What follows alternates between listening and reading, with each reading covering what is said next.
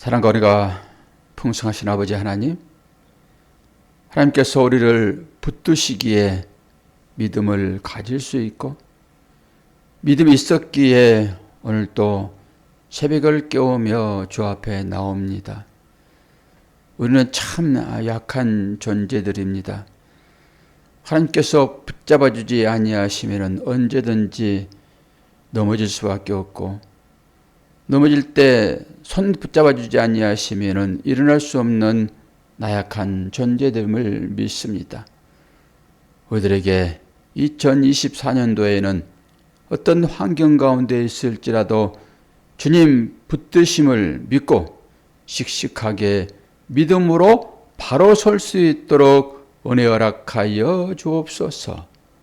하나님의 말씀을 통하여서 하나님을 깨닫기를 원하고 하나님의 마음을 알기를 원합니다. 오늘도 복되신 주께서 우리의 마음을 지키시어서 지혜와 지식의 영을 충만케 하여 주심으로 주님을 주님으로 고백하도록 인도하여 주옵소서. 예수 그리스도의 이름으로 기도하옵나이다. 아멘. 에베소서 1장 15절입니다. 15절에서 23절.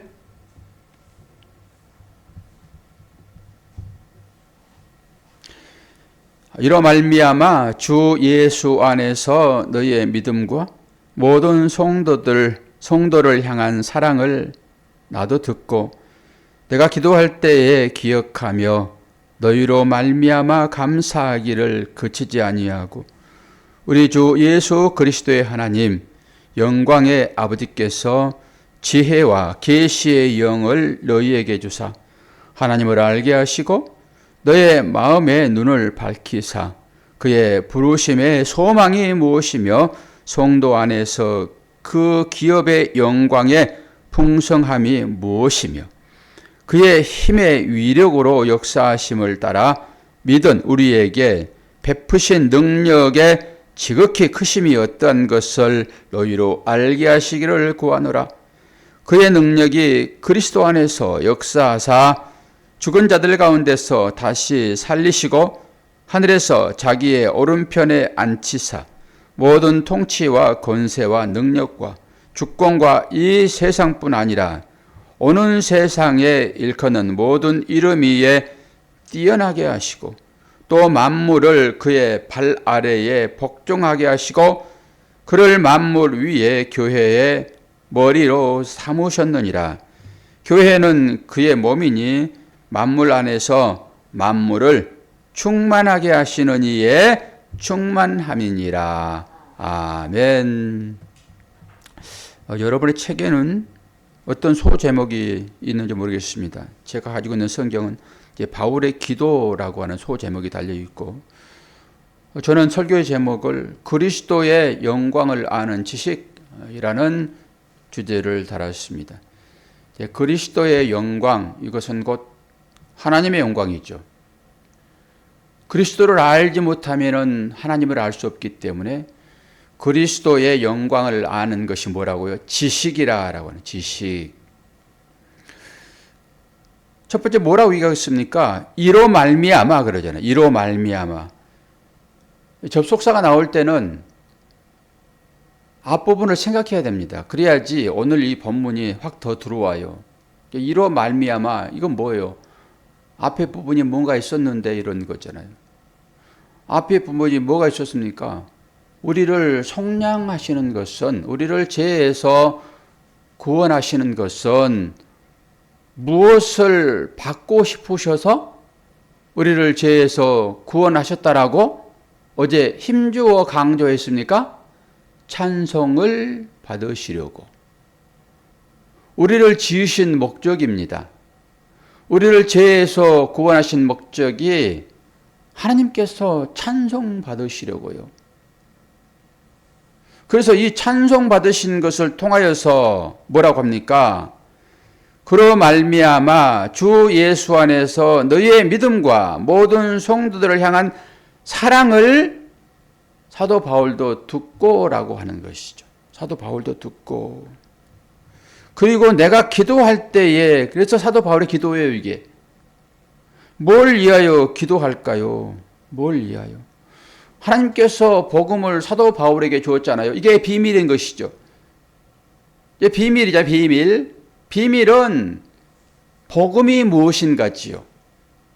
이걸 깨닫게 하시는 것이 하나님의 은혜인데 이것을 지식이라고 얘기합니다. 그래서 우리에게 지혜와 지식이 필요하죠. 그리고 그것을 위하여 여러분 기도해야 됩니다. 지식이라고 하게 되면은 우리가 일반적인 그런 지식은 아니에요. 지혜는 그럴 수 있습니다. 물론 지혜나 지식이나 성경에서 말할 때는 이 모든 것을 가지고 하나님의 마음을 아는 것이죠. 하나님의 마음. 그러니까 지혜라고 하는 것은 이것도 일상생활을 통해 가지고 하나님께서 우리를 어떻게 사랑하시는지 이걸 깨닫는 것이죠. 이게 지혜지요. 그래서 지혜와 지식은 아버지께로서부터 나오잖아요. 그런데 여기서 나오는 이 지식이라고 하는 것은 조금 더 깊이 들어가는 것이죠. 이건 깊이 아는 것입니다. 이건 체험적인 거예요. 그래서 이것을 야다라고까지 얘기를 해요. 야다. 알다 이런 거잖아. 알다. 아담이 하와를 알고 라고 할 때 이 지식이라는 단어를 씁니다. 이게 야다예요. 야다. 그러니까 이 지식은 뭐라고요? 하나님을 깊이 아는 거예요. 하나님을 뭘 압니까? 하나님의 뭘 압니까? 하나님의 마음을 아는 거죠. 하나님의 마음을 아는 거죠. 이게 제일 중요해요. 기도라고 하는 것은 바로 그런 거지요. 기도는 우리는 기도 그러면은 우리의 필요만 채워달라고 자꾸 이 육신적인 것을 위하여 하는 것을 기도라고 생각을 하잖아요. 이것은 이방 신들에게 하는 모든 사람들의 행태입니다. 이것은 불교고 다른 모든 불교는 모든 그 이방 종교들의 총하니까 대표니까 불교 얘기하면은 그냥 다 알아들으시겠죠. 불교, 유교는 교육이고요. 이런 모든 것들, 힌두교, 이슬람 이런 모든 것들, 이슬람도 하나님을 아는 측면이니까 그건 좀 다른 개념이기는 하지만은 이슬람도 하나님을 아나 하나님을 믿으나 예수를 안 믿잖아요. 하나님을 통해서 예수님을 봐야 되는데 예수를 통해서 하나님을 봐야 되는데 그걸 못하는 것이잖아요. 그러니까 우리가 이제 기도한다라고 하는 것은 하나님의 마음을 아는 것입니다. 기본적으로. 이것이 지식이라고요. 이 지식을 통해서만 하나님의 마음에 접근할 수가 있죠. 그래서 우리의 기도의 목적은 그런 것이지요. 하나님 우리에게 지혜와 지식을 주시어서 하나님의 마음을 알 수 있도록, 하나님의 마음을 알면은 하나님의 요구를 행할 수 있습니다. 하나님의 마음을 온전히 알지 못하면은 우리의 행위는 율법에 그치고 말지요. 하나님이 뭘 요구하시는지 알지도 못하고 지레 짐작하여 행하는 이것이 무슨 의미가 있겠습니까? 그래서 오늘 사도 바울이 그 얘기를 하는 거예요. 17절에 지금 뭐라고 얘기를 하고 있어요. 우리 주 예수 그리스도의 하나님, 영광의 하나님께서 지혜와 계시의 영을 너희에게 주사 하나님을 알게 하시고, 기도 앞에서 기도하잖아요. 그 기도의 내용이 바로 이런 거지요. 지혜와 지식, 계시의 영, 하나님이 그것을 너희들에게 주었다라고 하는 거예요. 그래서 너희들이 깨닫는 것이지, 하나님께서 주지 않으면 너희들이 강도나 도둑이냐, 억지로 뺏어서 가질 수 있는 거야. 그런 건 아니잖아요. 하나님께서 주셨다라고 하는 거예요. 하나님께서 주셨다. 그래서 하나님의 영광을 알게 했다. 지혜, 계시는 뭡니까? 계시라고 하는 것은 이제 이 계시를 누가 말할 수 있습니까? 예언자를 통하여서 이 계시가 우리에게 주어집니다. 예언자. 예언하면은 미리 예자 해가지고, 그러니까 예언, 계시, 물론 같은 얘기를 하지만은 이 예언이라고 했을 때도 예언을 미리 예자로 보지 말고 맡을 예자로 보십시오. 그래서 하나님의 말씀을 맡은 자들이 하는 그 얘기가 예언입니다. 이렇게 말씀을 했잖아요. 그러니까 그런 자들에게, 하나님의 말씀을 맡은 자들에게 이 계시를 주셔서 말하게 하신다고요. 그럼 이 계시는 뭘까요? 계시한다라고 하는 것은 뭐예요? 폭로한다라고 의미가 있습니다. 뚜껑을 열어버린다 이런 의미가 있어요. 벗겨버린다 이런 의미가 있습니다. 근데 계시가 우리에게 떨어질 때는 우리를 다 벗기는 것입니다. 벌거숭이 만드는 거예요. 이걸 계시라고 하는 것입니다. 그러니까 이 계시는 누구에게 주는 거예요? 말씀을 맡은 자요. 누가 말씀을 맡았습니까? 우리가 말씀을 맡았잖아요. 그러면 이 말씀을 맡은 자에게 하나님의 계시가 떨어지게 되면은 우리의 실체가 드러나는 것입니다. 이게 계시라고요. 나 자신을 보게 하는 것입니다. 나 자신을 볼 수 있어야지만이 나를 구원하신 그 하나님의 존재를 깨닫게 되는 것입니다. 이게 계시며 이게 지식이라고요. 그렇게 이게 우리한테 오지 않으면 절대 하나님은 자신을 드러내지 않아요. 자신을 드러내려고 하게 되면 우리에게 먼저 이 계시를 주시는 거예요. 말씀을 주시는 거라고요. 말씀을 주시는 자가 하나님께서 말씀하실 때 그걸 깨닫는 것입니다. 무슨 미리 앞으로 어떤 될 일을 내다보는 것이 아니라 내가 어떤 자인가? 그리고 내가 어떻게 하나님의 은혜를 입은 자인가? 이걸 깨닫게 하신 것이 계시라고요. 다른 얘기가 아니에요. 간단해요. 계시 그러면 요한계시가 나오니까 뭐 이상한 환상도 이런 거 통해 가지고 우리에게 주시는 말씀이다 라고 얘기를 하지만은 계시는 누구예요? 근본적으로 하나님을 깨닫게 하시는 지식인 거예요. 누구에게 준다고요? 말씀을 맡은 자들에게. 그런데 이것이 우리가 취하여 얻은 것이 아니라 사도 바울도 뭐라고 얘기합니까? 하나님께서 내게 주었다라고 하는 거잖아요. 믿음은 이렇게 주어서 갖게 되는 것입니다. 그리고 이 계시는 뭘 얘기를 할까요? 바울의 청원 기도가 그런 거거든요. 이 청원 기도는 마태복음에 보게 되면은 28장 18절 예수께서 나와 말씀하시며 이르시되 하늘과 땅의 모든 권세를 내게 주셨으니 누구에게 줬습니까? 우리에게 줬단 말입니다. 이게 계시인 거예요. 이 계시를 통해서 너희들을 알아라고 하는 것입니다. 너희들의 말씀을 통하여서 이제 내가 너희들을 깨끗하게 했지. 말씀은 그 작용을 하는 거잖아요. 우리를 깨끗게 하는 거잖아요. 마음을 비워내는 것이니까. 그런 자에게 주시는 것이 무엇입니까? 권세입니다. 권세. 저와 여러분이 이 권세를 받은 자가 되었다니까요. 그리고 하나님은 우리를 통해서 이제 영광 받기를 원하세요. 당연히 자격이 생긴 거죠. 그래서 우리가 어떤 일을 하든지 간에 하나님은 우리를 통해서 영광을 받으십니다. 영광, 독사라고 그래, 독사. 광채. 하나님의 빛입니다. 광희. 영광은 하나님의 빛이라고, 빛. 그러니까 세상 가운데서 어떤 빛날 만한 어떤 일이 있게 되면은 영광 받으세요. 이렇게 하잖아요. 영광을 하나님께 드립니다. 이렇게도 하고. 그 영광입니다. 하나님의 영광 자체라고요. 그건 빛인 거예요. 그 하나님의 빛 앞에 과연 우리가 설 수 있습니까? 그 하나님의 계시 앞에 설 수 있냐고요. 하나님의 계시 앞에 서게 되면 낱낱이 밝혀지는데. 그래서 하나님은 우리가 이제 하나님을 이렇게 믿으라고 말씀드렸죠. 밖에 하나님을 믿는 것이 아니라 내 안에 들어와서 나를 주관하시는 그 하나님을 믿으시고 그 하나님께 기도하십시오라고 말하잖아요. 그런데 그렇지 않으면은 하나님 밖에 계시게 되면은 그 밖에 계시는 어떤 대상에게 나는 계속 청원하는 것입니다. 전혀 달라요. 내 안에 들어오신 그 하나님. 하나님이 내 밖에 율법으로 계시게 되면은 그 율법은 나를 늘 지켜본다니까요. 이 사람이 지금 죄를 짓나 안 짓나. 그리고 징계해 버리려고. 율법은 징계 차원에서 조지는 것이잖아요. 벌 주려고요.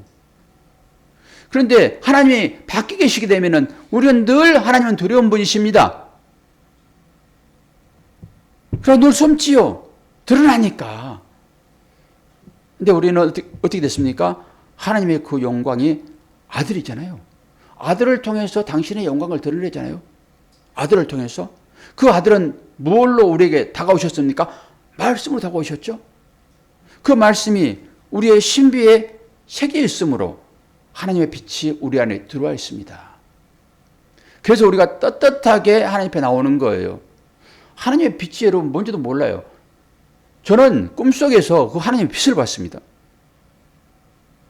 빛을 봤는데 감히 그 빛 앞에 설 수가 없어요. 너무 빛이 크기 때문에. 근데 하나님은 제 앞에 큰 빛이 너무 광활하게 있고 작은 빛으로 쫙 서 계시더라고요. 저는 작은 하나님을 생각을 해요. 나에게 찾아오시는 작은 하나님. 제가 하나님을 업고 있는데 아주 작게 제 등에서 저한테 업히셔가지고 제가 하나님을 업고 다니는 그게 작은 예수 아닙니까? 빛은 너무 크기 때문에 그 앞에 감히 우리가 설 수 없다니까요. 우리 존재는. 그래서 하나님께서 아들을 우리에게 보내셨는데 말씀을 오셨고 그 말씀이 우리 안에 들어오신 것입니다. 왜요? 우리를 사랑하시기 때문에. 그런 사람이 우리라고요, 지금. 그 실체를 에베소의 말씀을 통해 가지고 얘기하고 있는 거예요. 나는 너희들을 통해서만 찬송을 받겠다라고 하는 거잖아요. 물론 만물을 만드신 그 하나님을 자연 만물을 통해서 영광 받으시지만은 그 만물을 누구의 발 아래 뒀습니까? 예수의 발 아래요. 뒷부분이 다 그 얘기잖아요, 지금. 그러면은 예수가 내 안에 있는데 그 만물을 우리가 다스리는 거지요. 예수 아래에 모든 것이 굴복하듯이 만물이 우리 아래에 굴복하는 것입니다. 이렇게 거룩한 존재가 되었는데 우리는 아주 사소한 것에 마음을 다 빼앗깁니다.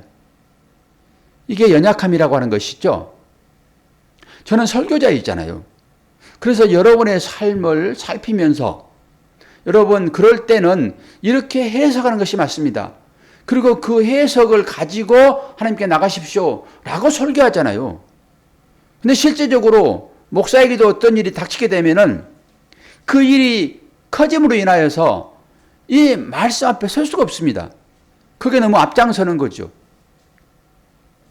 오늘 새벽에도 묵상을 해야 되고 말씀을 연구를 해야 되는데 말씀이 도대체 안 들어오는 거예요. 뭔가 사로잡혔다라고 하는 거잖아요. 뭔가 사로잡혔을까요? 저는 설교를 잘하는 사람이니까 여러분의 일을 가지고 해석을 그렇게 하세요. 하나님은 그런 마음을 가지고 있습니다 라고 말씀을 드리잖아요. 그런데 여러분은 모든 것을 그렇게 판단합니까? 그렇게 판단하지 않지요. 저도 마찬가지예요. 저의 삶을 얘기를 한번 해볼게요. 왜 그러는지. 여러분 제 삶을 한번 조명해 보세요. 제가 여러분의 삶을 통해 가지고 여러분 이렇게 판단하셔야 됩니다라고 늘 환경을 통해 찾아오시는 그 하나님을 만나십시오라고 얘기하잖아요. 그래서 저에게도 하나님께서 찾아오셨습니다. 그럼 저는 이제 그게 이제 함몰되어 있으니까 생각이 거기 가 있으니까 여러분이 판단을 이제 한번 해보세요. 어떤 일이 생기잖아요. 그러면 그 일을 잊어버리려든지 덮으려고 그러면은 여러분 더 큰 일이 찾아오면 그거 덮어집니다. 그리고 제가 어떤 일이 있어가지고 해결을 못하면 여러분 거기서 빠져나오십시오 하잖아요. 그건 쉬운 얘기예요, 말은. 근데 빠져나와지나요? 잘 안 빠져나오지. 이건 원리란 말입니다. 빠져나오게 되면은 그걸 잊게 되는 거죠. 더 큰 일이 생기게 되면 작은 일이 있게 되잖아요. 그래서 더 큰 일이라고 하는 것을 만들어가지고 계속 거기에 있게 하는 것입니다. 어쩐 일이 발생하게 되면은 자꾸 데리고 나가가지고 여행도 시켜주고 다른 환경에 적응하게 하고 그러면 그 환경에 접할 때는 내에 닥쳐진 이 일은 잠시 잊어지는 거죠. 세월이 약이겠지요. 세월이 가야 잊어진다는 것을 다시 한번 제가 이제 생각을 합니다. 그러니까 이걸 잊으려고 그러면 당장은 절대 잊어지지 않습니다. 이게 크기 때문에 다른 환경에 갔다가 다시 돌아오면 이게 또 있는 거예요, 그대로. 이 실체가. 그래서 이 실체를 벗어나려고 그러면 다른 환경으로 자꾸 끌어내가지고 거기에 머물게 하는 거예요. 벗어나게 하는 거죠. 또 오면 또 있어요, 이게. 없어지지 않고. 그래서 계속 끌어내가지고 그 환경에 접어들게 하여 세월을 보내는 것입니다. 세월을 보내면은 결국 이것은 흐려지는 거예요. 없어지지 않는다니까. 흐려지는 것입니다. 이 원리를 제가 이 새벽에 다시 한번 이제 확인을 했는데요. 보세요. 한번 판단해 주세요. 제가 이제 제 아내에게 모처럼 선물을 하나 했는데, 무릎이 아프다고 그래가지고, 무릎 아프면은 운동하는데 힘들지. 그리고, 제가 이제 거금을 들여가지고 신발을 하나 사줬어요. 신발을. 근데 그 신발을 어떻게 박스를 뜯어가지고 박스는 버려버리고 신발을 딱 가지고 있어야 되는데 한 번도 안 신은 거거든요. 근데 귀하니까 박스에 넣어가지고 우리 현관에 들어가게 되면은 간이 신발장이 있어요. 거기다 놨어요. 저는 이제 거기 내놓으면 무조건 버리는 거거든요. 거기에 이제 음식물 쓰레기도 내놓고 이제 아내가 이제 필요 없는 것들 다 내놓으면은 제가 이제 가지고 다 버리는 거거든요. 그 당연히 그 박스 거기 있으니까 제가 사왔으니까 알잖아요. 신발인지. 그 박스 있으니까 다른 박스와 해가지고 딱 버려버렸어요. 속에 신발이 있는데. 그 어저께 이제 운동하러 가느라고 여보 내 신발 어떻게 했어요? 아니 당신이 알지 내가 어떻게 알아 당신 신발을. 그러면서 아차 싶은 거죠. 그 박스에 담아놓은 것을 제가 버려버린 거예요. 얼마나 아까운지. 아니 가끔 제가 아까운 것이 제가 잘못해가지고 학교 앞에다 차 세워놓으면은 거기다 딱지 끊으면 되게 비싸거든요. 그 딱지값 정도 가격이거든요 지금. 근데 신발은 왜 이렇게 아까운지 한 번도 신어보지도 않고 그게 제 마음이 들어있기 때문에 더 아까운 것 같아요. 제 마음이 들어있잖아요 거기에 신발에. 얼마나 아까운지 기분도 나지도 않고 아침에 설교를 준비하는데 도대체 이게 묵상이 안 되는 거예요. 근데 설교 시간에 막 닥쳐오고 그러니까 또 말씀을 찾고 또 연구하면은 여기에 또 빠져요. 저는 말씀 연구하기를 좋아하니까. 여기에 빠지니까 그 생각을 다 잊고 설교를 다 준비해가지고 나온 거잖아요. 그러니까 그 생각을 잊으려고 그러면은 더 큰 것에 심취하는 것입니다.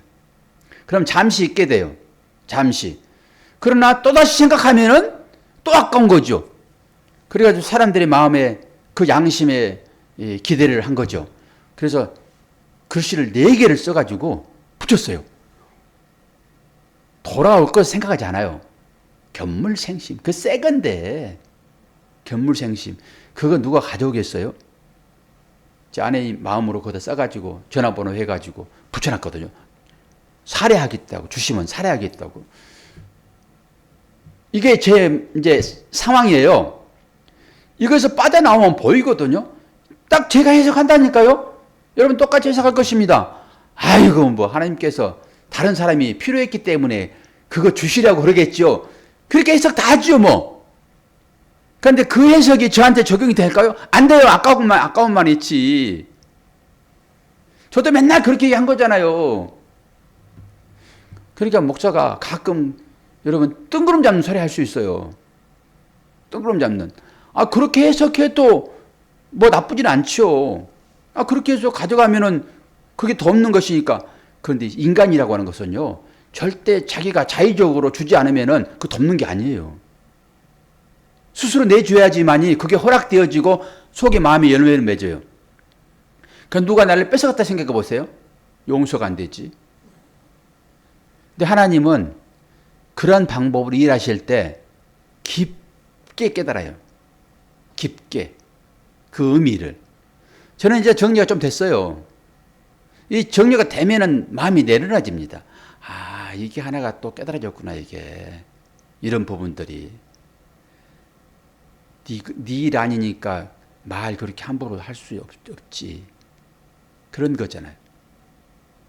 그런데 그게 정답이기는 해요. 빠져나오려고 하면 그게 정답이기는 해요. 여러분, 생각 좀 잘 하셔서 저한테 얘기 좀 해주세요. 제가 위로받게. 뭐 신발 사주면 도망가 버려서 그거 없애버렸나 이렇게 생각하기도 하기도 하고. 그래서 제가 당신이 사가지고 당신 싫으라고 근데 내가 안 살 테니까 그렇게 얘기하고 말았는데 요즘에 이 문제가 저한테 심각한데 아주 거금을 들여서 하나 사줬더니 근데 내가 버렸잖아요 그거를. 그러니까 책망이 들어간 거죠. 왜 신발을 거기다 담아가지고 거기다 내놨습니까 그거를. 딱 포장 뜯어가지고 신발장 올려놓든지 그러지 왜 박스에 넣어가지고 그걸 거기다 넣어놨냐고. 속에서 막 이게 올라오는 거죠. 박스로 버려요. 박스에 들은 거를. 박스는 버려야 되잖아요. 박스를 보관해요? 저 껍데기만 버리지. 아니 껍데기지. 그게 신발장은 조금해. 신발 박스는요 딱딱합니다. 그걸 이렇게 분해 안 돼요. 그 신발장은. 그 박스는. 그 조그마니까 박스채로 버리지 누가 그 신발장 분해를 해요.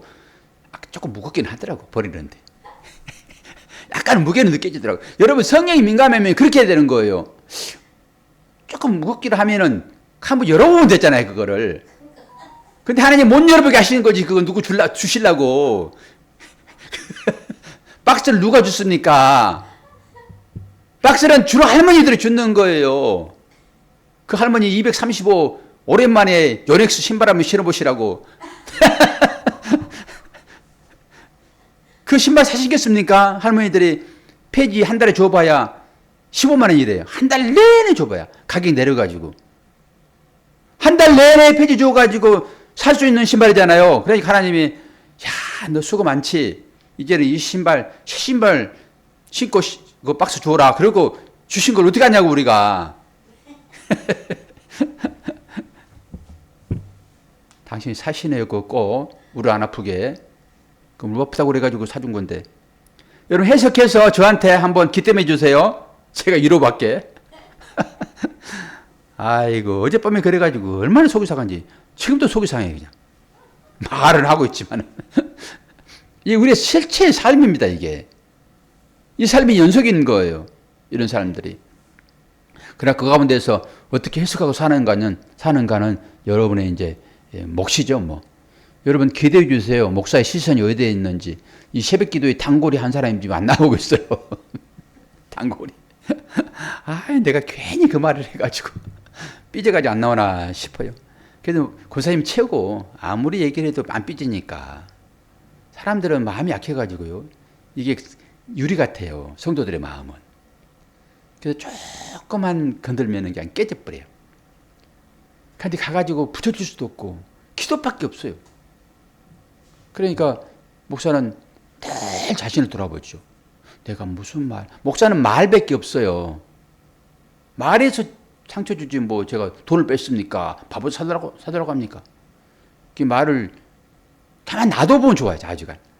어떻게 했든지 간에 간섭하지 말고 어디로 가든지 놔둬버리면 되는데 그 믿음을 좀 고쳐 세우려고 성장했겠다 싶어서 얘기를 좀 했더니 유리같이 깨져버렸나 어쩌나. 상황을 알 수 없으니까 목사는 안 보이면 무조건 뭐 실족했다라고 생각해버리니까 내 말 때문에. 그러니까 목사의 그 근심을 좀 덜어주세요 여러분. 그래야지 말씀을 깊이 윤거하고 즐겁고 웃고 그러지. 마음 한구석에 또 아이고 그 말을 내가 왜 했을까. 처음과 끝이 중요하다고 왜 그런 얘기를 해가지고 교회 안 나온 사람을 마지막이니까 나오세요라고 얘기를 해버렸더니 새벽에 안 나와버려서. 기도하겠습니다. 아버지 하나님, 아버지의 사랑과 은혜를 감사합니다. 새해를 맞이하면서 많은 것을 생각해 봅니다. 목사가 제일 첫 번째 걸려들었습니다. 아버지 하나님, 우리의 삶이 다 그런 것임을 알게 인도해 주시고 그 과정 중에서 내가 어떻게 우리의 삶을 분석하고 해석하고 해야 될 것인지 지혜가 필요합니다. 우리 모두에게 지식을 허락하여 주옵소서. 예수 그리스도 이름으로 기도하옵나이다. 아멘.